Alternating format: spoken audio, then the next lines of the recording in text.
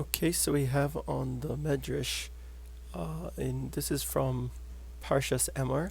So it brings down the pasuk. V'lakachtem, it brings down on the pasuk.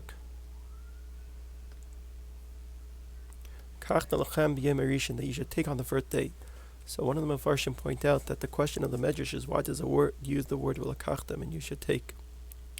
So the Medrash has a lengthy discussion regarding this pasuk. One of the things it brings down is the following: Priyetz Hadar. So we're told to bring, starting with the Esrog. Eli Yisrael is referring to the Jewish nation. Ma'esrog zeh yesh b'tam yesh b'reach, just like an esrog has both taste and smell.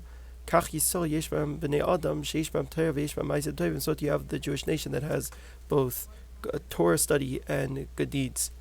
Continuing on the verse, we have Kapis Tamarim, the next of the species, which is the palm branch. Eli Yisrael ma'at tamar hazui yesh b'tam vein b'reach. The palm branch has taste but does not have smell.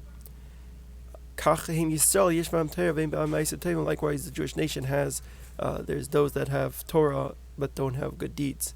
Continuing in the verse, we have Va'anaf Itz Avis. So this is the myrtle. Ma hadas yesh b'reach vein b'tam. A myrtle has good smell but does not have good taste. So too you have those that have good deeds but they don't have Torah study. And then the final one we have Arinachal, that is the willow. A willow doesn't have any taste, nor does it have smell. There's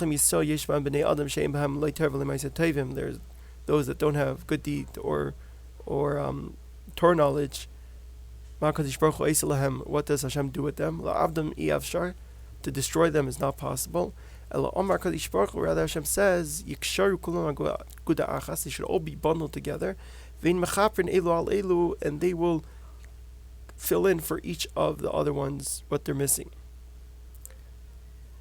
And that's basically what we have for today. This is just a preview to hopefully a new style we will be going to in the future.